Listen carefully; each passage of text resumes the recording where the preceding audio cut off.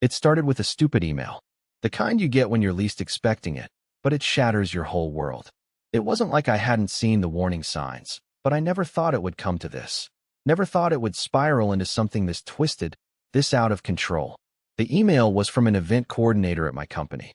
"You're invited," it said. "Come celebrate your achievements at the annual corporate gala." I remember reading it over and over again, trying to piece together why I felt an odd sense of dread crawling up my spine. The gala, an event that I usually dodged like a plague, was being held in a fancy downtown hotel. It was the type of event people went to when they were pretending their lives were perfect, when they needed to keep up appearances for the higher-ups.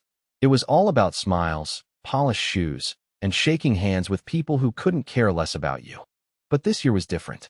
Something about this year had my stomach tied in knots.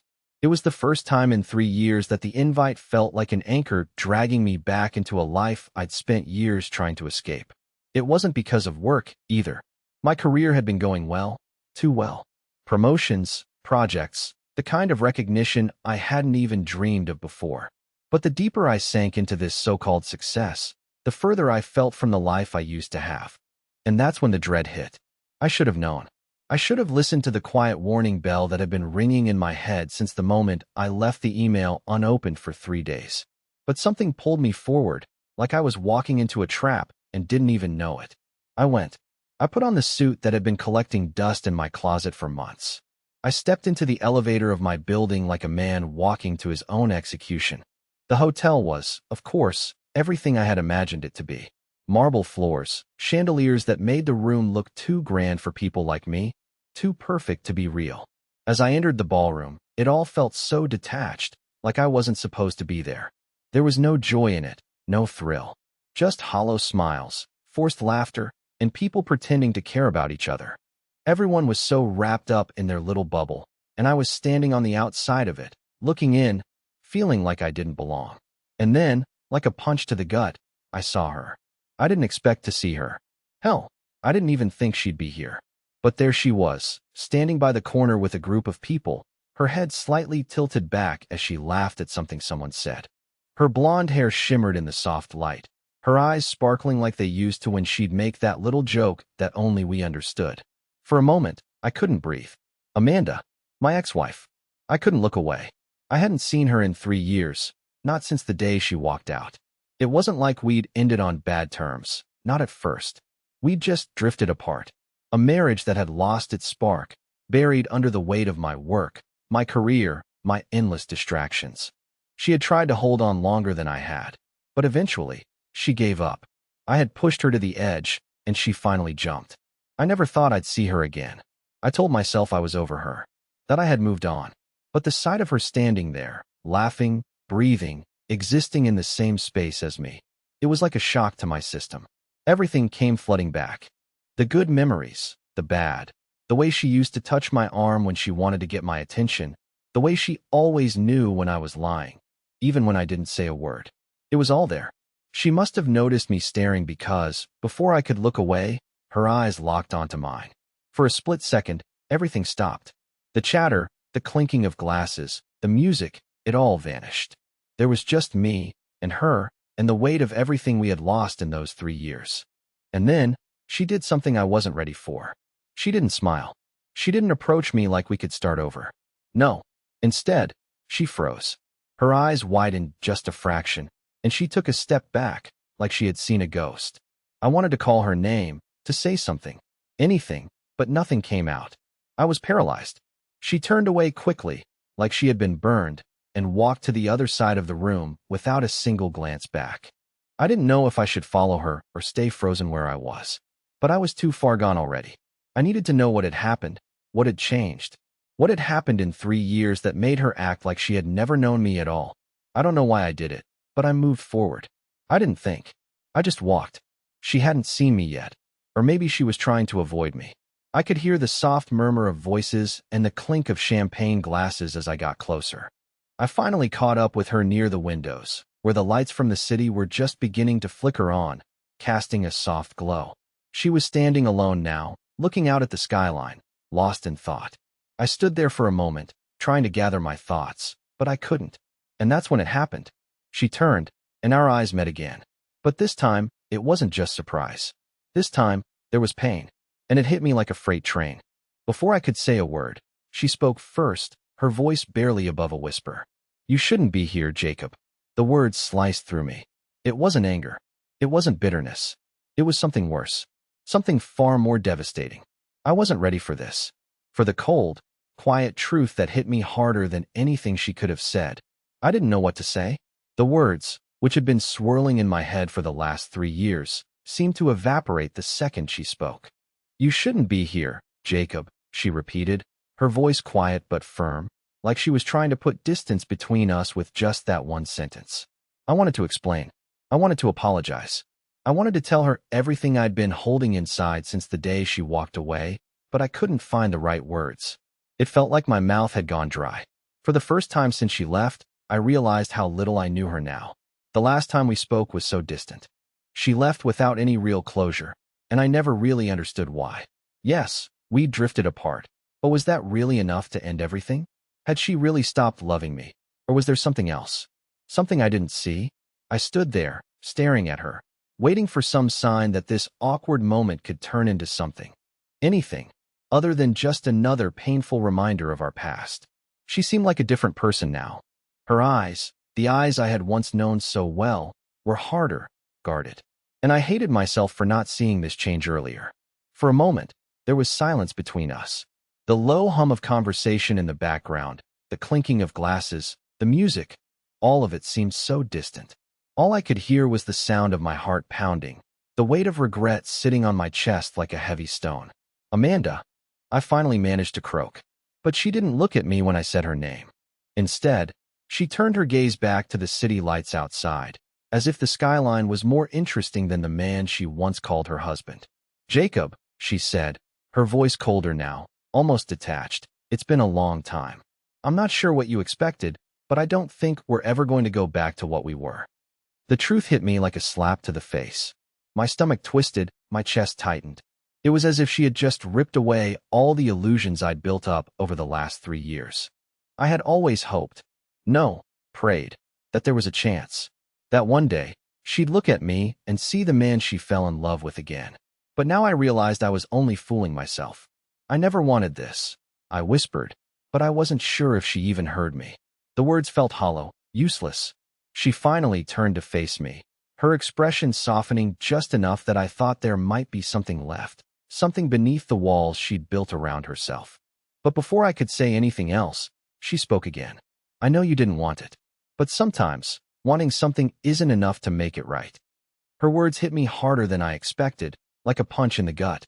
She took a step back, as if trying to create even more distance between us. "I needed to leave, Jacob. You may not have seen it, but I was suffocating. And staying. It wasn't healthy for either of us." I blinked, stunned. This was the first time she had truly admitted it. The real reason. I had always wondered what went wrong, what was missing, what I failed to do. And now I had the answer. I had been so caught up in myself, in my work, in everything that I had not seen the signs. I had ignored her needs, her silent cries for help, all while I thought everything was fine. "You were suffocating?" I repeated, my voice barely above a whisper. She nodded slowly, her eyes distant now, looking beyond me. "Yes, Jacob. You were so consumed with everything else, your job, your career, your ambitions, and I was left behind. I tried to reach out, but it was like you were a different person. We were no longer us. We hadn't been for a long time." I wanted to argue. I wanted to defend myself, to explain that I hadn't meant for it to happen this way, that I had been lost, too. But the truth hung in the air between us, thick and suffocating. She was right. A small part of me, something deep inside, was angry. Angry at her for leaving without warning, angry at myself for letting it happen. But mostly, I was heartbroken. Heartbroken that the woman I once knew, the woman I thought I could spend my life with, was now a stranger to me. "I didn't know," I whispered. "I didn't know it was that bad." Amanda finally looked at me, her eyes filled with something I couldn't place. "Pain? Regret? Maybe both. You wouldn't have. You were too busy being someone else." Her voice was softer now, almost sad. She seemed tired. And I realized then, in that moment, that we had both been carrying this weight for so long. I took a step toward her, but she raised a hand, stopping me. Jacob, please. I can't keep doing this with you. It's too late. Too late. The words echoed in my mind. I wanted to scream, to tell her that it wasn't too late, that we could fix it, that we could go back to the way things were. But deep down, I knew it wasn't true. I knew that no matter how much I wanted it, things could never go back. She turned, looking back at the city skyline. I have my life now. And you need to move on, too. Her words were final, and though part of me wanted to argue, I couldn't. There was no more fight left in me. I had lost her, and now I had to accept that. It felt like the world around me had stopped. Amanda's words echoed in my mind, drowning out everything else. You need to move on, too. I could feel the weight of her statement pressing down on me. It wasn't just the end of a relationship, it was the end of something I hadn't been ready to face.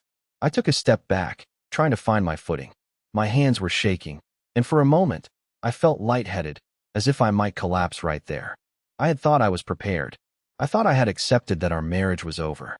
But hearing it from her, hearing her tell me, so calmly, that I needed to move on, that hit me in a way I couldn't have imagined. Amanda, the woman I had shared my life with, was gone. Not just physically, but emotionally. I'm sorry, I finally managed to say, though the apology felt meaningless. She was already so far removed from me. She was standing there, staring at the city, like I wasn't even in the room. Her response was soft, almost a whisper. You don't need to apologize, Jacob. She turned to face me, her eyes tired, but there was something else in them now, something I hadn't seen before. We both made mistakes, but it's done now. There's no going back. I wanted to scream, to fight back, to make her see that it wasn't too late, that we could fix everything. But deep down, I knew it was pointless. I had failed her, and now, all I had left were regrets. The silence between us stretched on, thick and suffocating. She had made her peace with everything, while I was left trying to pick up the shattered pieces of a life I couldn't put back together. I didn't mean to hurt you, I said, my voice barely above a whisper. Amanda's eyes softened, just for a moment. I know you didn't. But intentions don't change the outcome, Jacob. Her words stung. I had always told myself that I hadn't meant for any of this to happen. But intentions didn't matter when the damage had already been done. She turned to walk away, and my heart twisted. I wanted to stop her, to beg her to stay, but I couldn't. I had already let her go once before. And now, I was paying the price for my mistakes. She paused before she left, looking over her shoulder. Take care of yourself, Jacob. The words were final, and with that, she walked away, disappearing into the crowd. I stood there for what felt like an eternity, the weight of her absence settling deep inside me. My mind raced, trying to process everything that had just happened. Was this really the end? Was this how it all ended? I didn't know what to do next. All I could feel was the emptiness, the crushing realization that Amanda was truly gone. And as I stood there, lost in my thoughts, I couldn't help but wonder if I had ever really known her at all. I stood there for what felt like forever, my feet glued to the spot, trying to make sense of what had just happened. The weight of Amanda's words kept repeating in my mind. Take care of yourself, Jacob. They stung with a finality that I couldn't shake. As I slowly walked through the hotel lobby, the loud chatter and clinking glasses of the gala seemed to fade into the background. Everything felt distant, surreal. I had spent the last 3 years telling myself I was over her, telling myself that I had moved on, that she was just a chapter in my past. But seeing her again, hearing her say what she did, it shattered all those lies. I couldn't focus. My thoughts were a jumbled mess of guilt, regret, and anger. Why had she come here tonight? Was this some kind of test to see if I had moved on? Or was it just fate that threw us together again after all this time? I stepped out onto the balcony, trying to escape the noise of the event. The cold air hit me like a slap in the face, but it felt good. It was the only thing grounding me in this moment. I needed space to breathe, to think. But just as I was about to gather myself, I heard footsteps behind me. I turned around quickly, half expecting it to be Amanda again, but it wasn't her. It was Daniel, one of my colleagues, who had been watching the scene unfold from a distance. Everything all right, man? Daniel asked, his tone casual, but with a hint of concern. I forced a smile, trying to appear like I wasn't falling apart. Yeah, just needed some air, I muttered, looking out over the city. Daniel stood there for a moment, looking at me, before speaking again. You know, I've never seen you like this before. You've been different since she left. People notice. I didn't respond. I didn't need to. I knew exactly what he meant. I had been a shell of myself, pretending to be the same guy I was before Amanda and I fell apart. But deep down, I was unraveling. I was lost. She's really moved on, hasn't she? I asked, my voice breaking without meaning to. It was a question I had been too afraid to ask anyone. But now, standing there with Daniel, it seemed to slip out. Daniel didn't answer right away. He simply stood there, his eyes focused on me with a certain understanding that I didn't know I wanted to hear. People change, Jacob. Life moves on. You can't keep holding on to something that's already gone. His words were harsh, but true, and that hurt even more. I know, I whispered, feeling the weight of his statement settle in. But it doesn't make it easier. Daniel clapped me on the shoulder, his way of offering comfort, even if he didn't fully understand the situation. I get it, but don't let it ruin tonight. You're here. You've done great things. Focus on that. Don't let anyone, take away what you've built. I didn't say anything in response. I didn't know what to say, but as I stood there with him, I realized that I wasn't just hurting because of Amanda. I was hurting because of everything I had lost in the process. Myself, my sense of purpose, and the person I used to be before everything fell apart. Daniel left shortly after, but his words lingered in the air like smoke. Don't let anyone take away what you've built. It was easier said than done. The night went on, but I couldn't escape the feeling that something had shifted in me. I thought seeing Amanda would be a chance to get closure, to finally put the past behind me.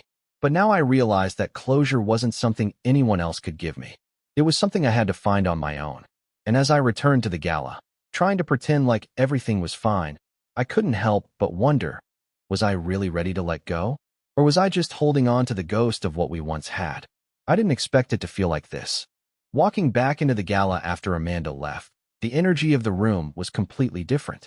Everyone was laughing, drinking, talking about their successes, their new projects.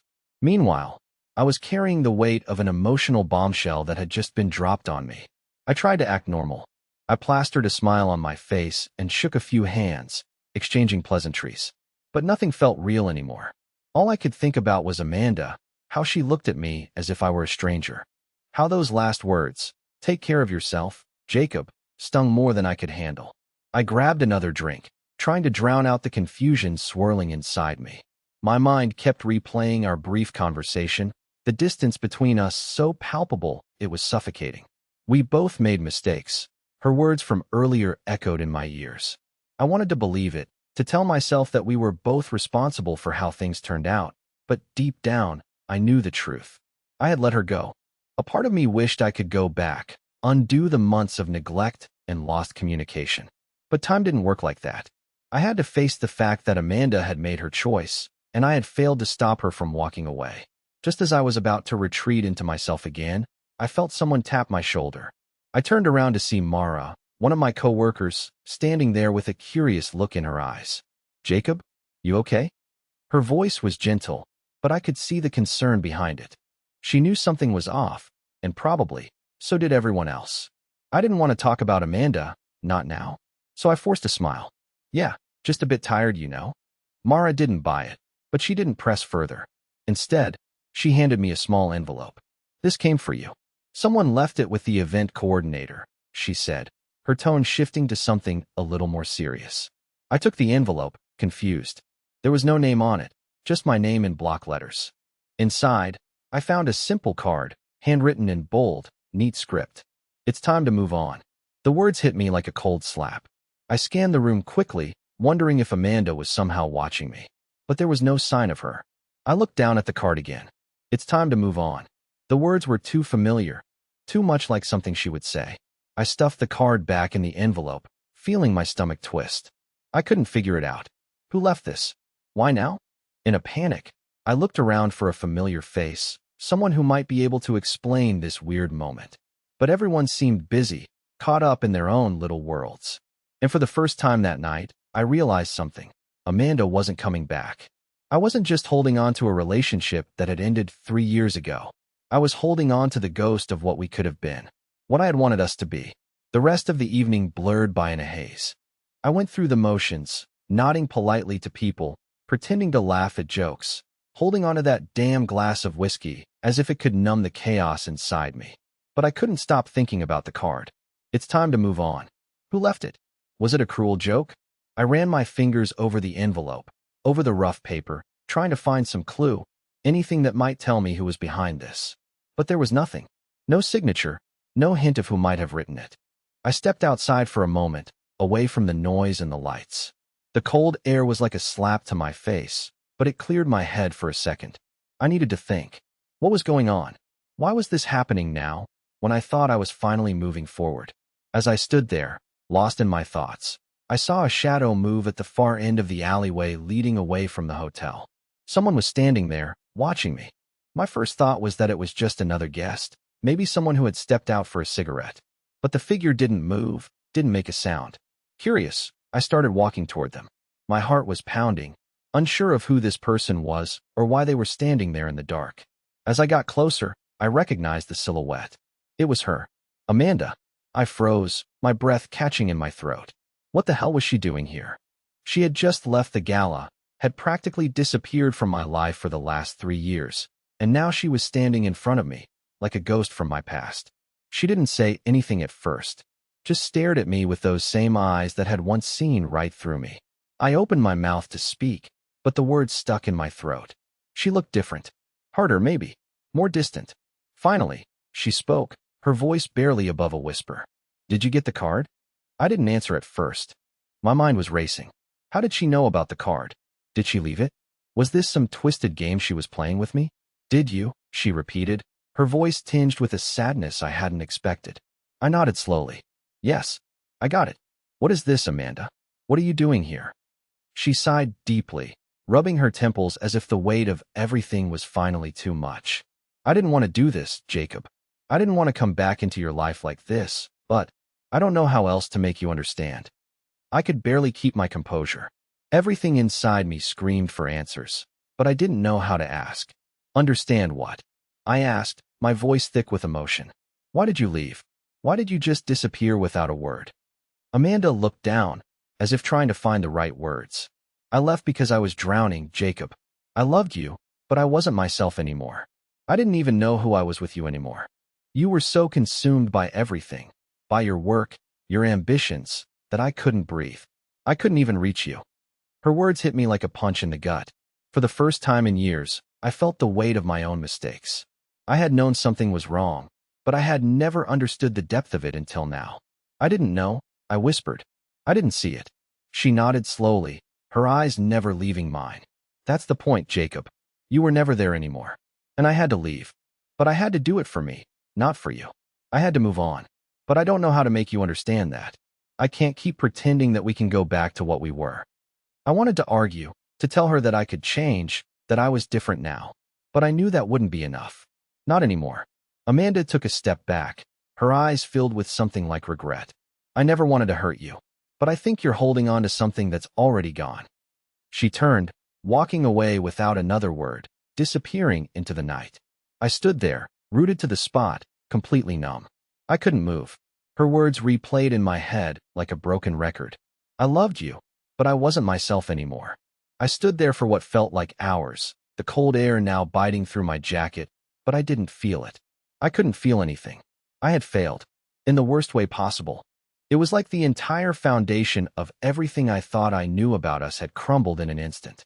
Amanda didn't want me anymore, and there was nothing I could do to change that. The card, the conversation, the way she walked away, every part of it was a reminder that I had missed my chance. The gala went on inside, but I felt like I was a million miles away. I couldn't face any of those people. I couldn't pretend anymore. As I turned to leave, something caught my eye, a figure standing in the shadow near the alleyway, watching me. My heart skipped a beat. For a second, I thought it might be Amanda again, but this figure was different. Taller, more imposing. It was a man.